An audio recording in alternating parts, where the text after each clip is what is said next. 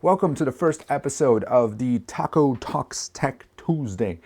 Basically, it's just a fun, casual way for me to sit down on Tuesdays with you guys and just talk tech. Just be chill, relax, just like it's just the homies, me and you, just talking tech. And today, we're gonna be talking about this Google Fitbit Air. So it just got delivered a couple minutes ago, it was announced like 2 weeks ago. And I'm excited to check this out because I'm gonna be frank with you guys. Lately, I've been feeling a little bit fatigued with my smartwatch, a little bit too distracted, and it's just becoming annoying.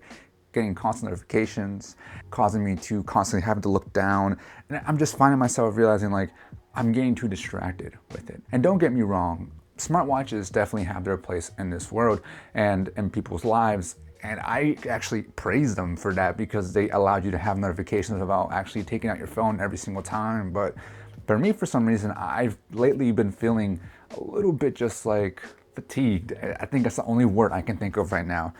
And I want the ability to, be roam free, be distraction free, but still be able to track some of my health metrics, that being the basic steps, some sleep, and some basic workouts and stuff. And I do have smart rings, that being the Ring Gen 2 and the Ultra Human Ring Air. Both were given to me by each company. But I just found that the most annoying thing about these little guys is when I'm working out with dumbbells, they just get in the way. When you're gripping a dumbbell, you feel them, and I just don't like it.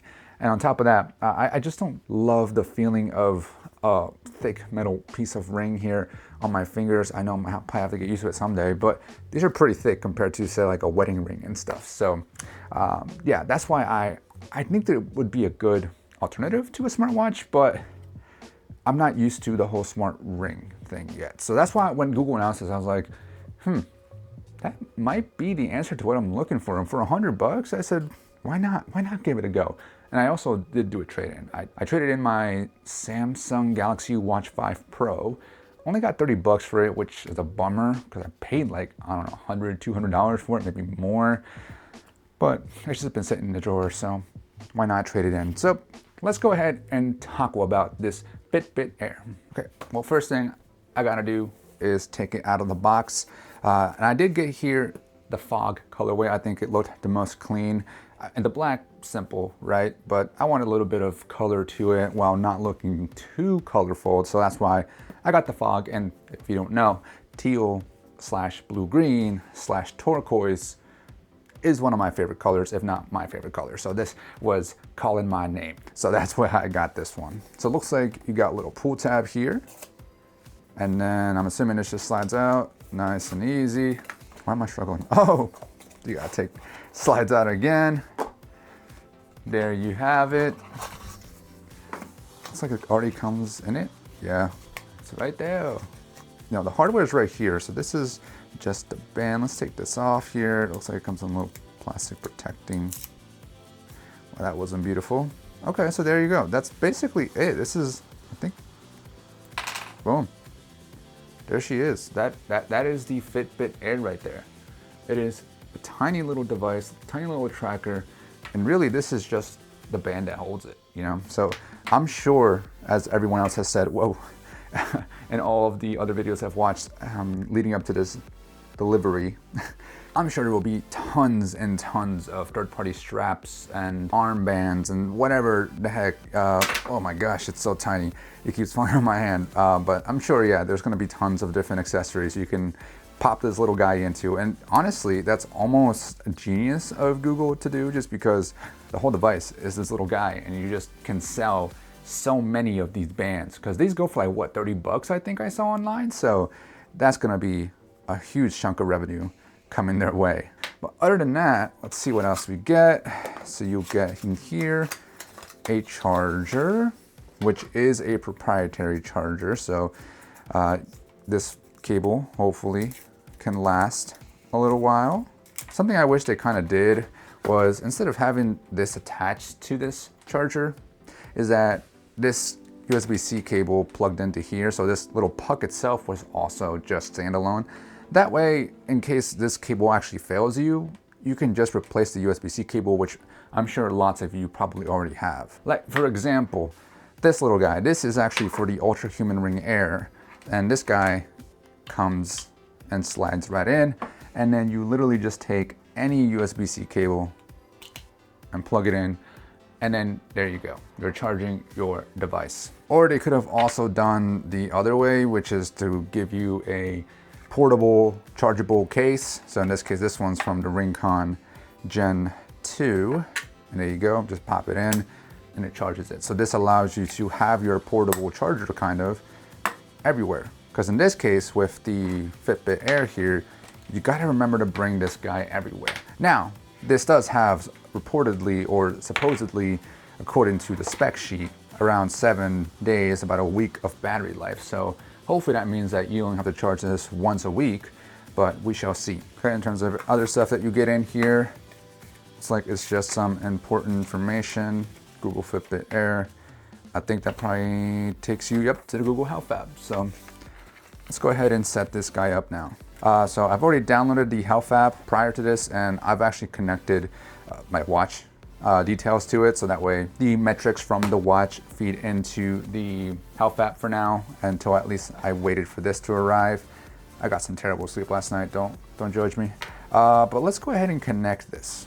So let's go to connect a Pixel or Fitbit Air, start setup. Yes, please. I don't want to read all that. Power up, let's get started. Keep your Fitbit Air charging and near your phone until the setup is done. Google, you are lucky. I have a couple of extra USB-C power bricks here. Plug this guy in. I think it's kind of magnetic, pogo pin type style. Yep. I already felt it vibrate. There we go. Oh, you got a little LED light there, so you can actually see the status of the charging. Okay, powered on, continue, allow to connect. All right, so it looks like it found the connection. Yes, please.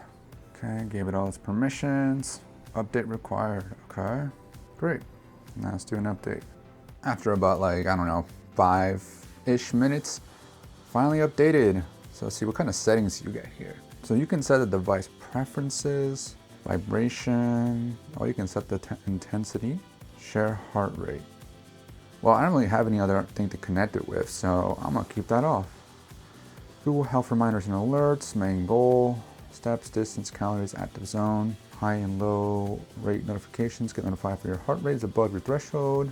And then you can set alarms. You don't have an alarm set yet, set an alarm, add a new alarm. So wake up at your optimal stage of sleep up to 20 minutes before your set time. I think I'm gonna give this a try. So I'm gonna do this during the actual weekdays. Okay, so that's really all you can do, which, I mean, I think to a certain degree, that's fine. I mean, what else do you need it to do, right?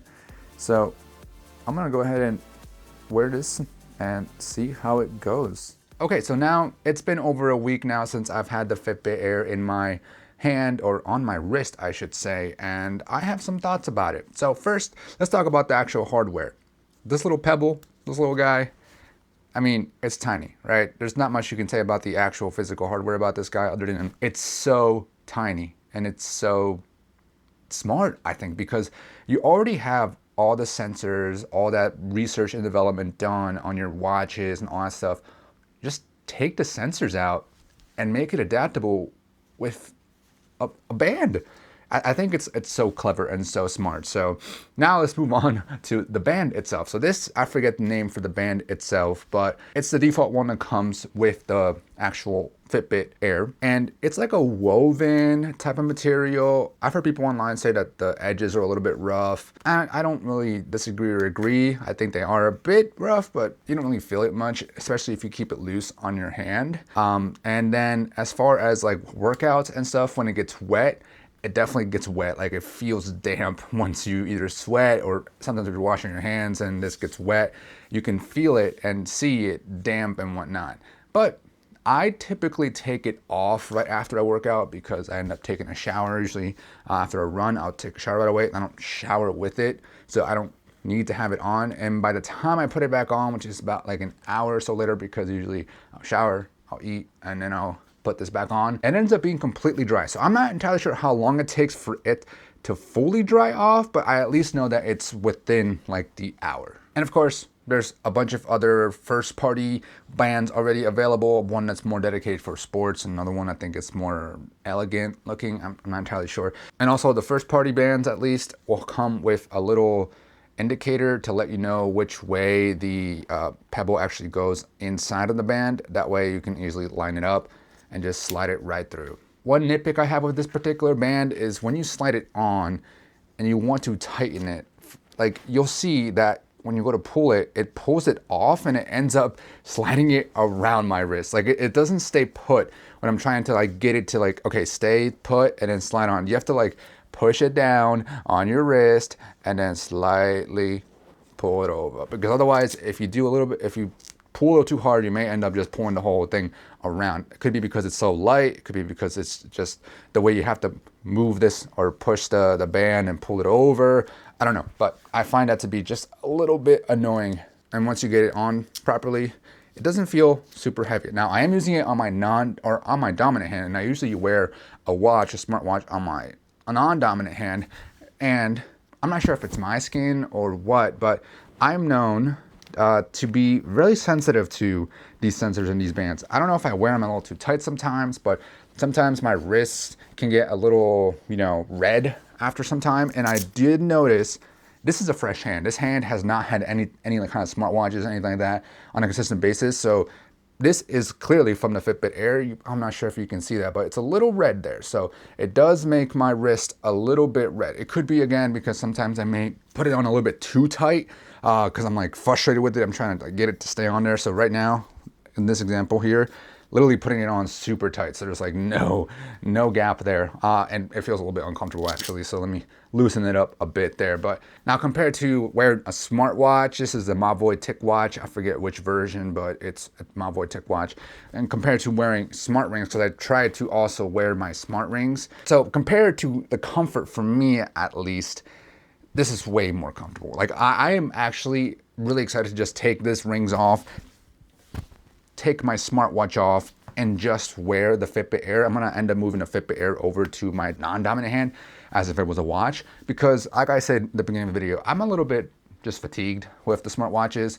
I just want something basic. I just want to wear something a little simple that allows me to track my health stuff while allowing me to stay just disconnected from my phone for a little bit. Last thing I'll talk about in terms of the hardware is the battery life. I've had this on since last Saturday, and today is a Saturday. So it's been literally almost a week since I've gotten it. And I did fully charge it probably late Saturday evening, and today it's Saturday morning, so it's 10 in the morning, and it's currently at 31% battery life. So that means that it lives up to that 7-day battery life at least. It probably will last me maybe a little bit more, maybe until tomorrow morning potentially. So battery life for me so far has been pretty good. Now let's talk a little bit about data. It's very important for some people, and for me, I like just estimates. I take all of these devices with a grain of salt. I know it's never gonna be exactly accurate, and I don't need it to be exactly accurate because I'm just an enthusiast. I'm not really a professional, someone who needs it to track every single macro and stuff like that. I just want it to give me an idea of like how I'm doing. I don't need it to be super, on top of it. So I'm looking at the data right now of the 4 devices that I had on, and we're going to look at specifically a couple different items here. I have them on different devices because over here is the smart rings, over here is the watch and the Fitbit Air. So first, let's take a look at sleep, because I had a decent sleep last night. Well, according to the watches, a fair sleep. On the Fitbit Air, it gave me a 78 score. It says I was asleep for 6 hours and 30 minutes. I had a wake time of 15 minutes, so there is the specs. It's on this side of here. REM hour 6, light 3 hours 24, deep an hour and 44. So those are the main, metrics that you would look at. And then we'll look at the smartwatch. The smartwatch here says I was asleep for 6 hours and 17 minutes. It gave me a sleep quality score of 81%, not too fairly different. And then it said I was awake for 6 minutes. Then I was in REM sleep for an hour 30, light sleep for 3 hours 25, and in deep sleep for an hour 16. I have them side by side there. Not terribly different. There's some discrepancies there, but the algorithms, whatever it does to calculate all this stuff will definitely differ. So not massively different there. So I would, again, as an estimate, I'll take it. They seem to be fairly similar. Whether that means one is better than the other, I don't really see a huge difference there. The Rincon Gen 2, which is this one here in the white, it said I was asleep for 6 hours and 10 minutes. And then I had a sleep efficiency of 93%. It gave me a sleep score of 83. The Ultrahuman gave me a sleep score of 84. It said I was asleep for 6 hours and 11 minutes. But no, it looks like I was in bed for around 6 hours and 40 minutes, or 6 hours 30 minutes, 6 hours 20 minutes. It's all within that range, apparently. But looking at the different stages of sleep, I was awake for 18 minutes, according to the Rincon, and then 11 minutes, according to the Ultrahuman. Then my REM was an hour 30 on the Rincon Gen 2 versus an hour 12 on the Ultrahuman. And then light sleep, 3 hours 10 minutes on the Rincon and 3 hours and 30 minutes on the Ultrahuman. And in deep sleep, an hour 30 on the Rincon and an hour 28 on the Ultrahuman. So here they are side by side. I'm holding my phones up to the camera, but I'll probably just put screenshots over top of this. Either way, I think that, there's going to be a difference, clearly. And there's different algorithms, of course, as well. But the rings seem to be spot on similar. And similarly, the Fitbit Air probably matches the rings fairly closely. Yeah, it's a little bit different in a couple areas. I think the watch as well is fairly similar. Yeah, they're all fairly similar. They're all off within like a couple of minutes here and there for a couple of the different stages. But for the most part, like I said, for an estimate and to just get an idea of how I slept, if I want to look at the metrics, not just go based off how I feel, I think either of these will do just fine for sleep. Now, in terms of steps and workouts, let's start with just steps first. Step counting, this is where I find the biggest discrepancy. Now, there's different ways that a step could be counted and different things I do that may lead to steps being counted. So one of the things that I do sometimes is I walk in place. I'll walk in place while watching TV, playing video games, working on my computer, while I'm reading something. I'll just walk in place. And that is just very lightly lifting my feet up and down just to keep my legs, moving a little bit. So I'm not just sitting there or just standing there, and my back's not hurting or something, whatever. And I found that the different devices sometimes can track those a little too intensely, meaning that it overcounts them for some reason. And I'll get specific to which device here in a second. Another thing I do is I just go for runs and then just walking around the apartment, etc. Basic steps, real steps. And then lastly, I sometimes use a stationary bike, spinning, whatever you want to call it. And I found that some devices do count that as steps. Whether you like that or not, I think it's up to you. For me, I think they're not real steps because I'm on a bike, but some people may say, but you're actually traveling, so they should count steps. I don't know. It really depends on how you want to perceive it. But either way, let me tell you what they seem to do, like what each algorithm seems to do or how each device is sensitive or etc. So right now at 10 a.m., the Rincon Gen 2 has me at 5,135 steps already versus the Ultrahuman Ring Air has me at 1,819 steps. Versus the Fitbit Air has me at 5,125. So pretty much bang on with the Rincon Gen 2. And then the Mobvoi TicWatch has me at 8,162 steps. So if that's not clear enough to you, that tells you which one is super sensitive and which one is not sensitive at all and just sucks at counting steps, I think. It's not scientific. This is just based off what I was doing. And to be specific of what I was doing, I was walking in place. I just had breakfast and I started playing some video games and I was just walking in place, and that counts as steps. But you can see that the Rincon and the Fitbit were pretty much bang on. That to me leads me to believe that they are the more accurate ones, because if 2 out of the 4 are saying this amount, they are the more accurate ones. And I will say consistently, as I check them periodically throughout the week, that the Rincon and the Fitbit Air tend to stay relatively similar. The Ultrahuman, as you saw, at 1,819 steps, it's fairly low compared to the other ones. That is very consistent with how it performs. Every time I checked the Ultrahuman Ring Air, it was always the lowest one. So I don't know if it's the algorithm, I don't know if it's the sensitivity of it, I don't know what it is, but it seems to me that it doesn't really count all your steps. And then the Mobvoi TicWatch, at 8,162 steps already, that's almost 3,000 more steps than the other devices. And then almost like 6,000 more steps than the Ultrahuman. So the Mobvoi TicWatch, I've consistently found that it's always way higher up compared to the other devices. So to me, that tells me, and it feels like it's overcounting some steps. I think it's a little too sensitive.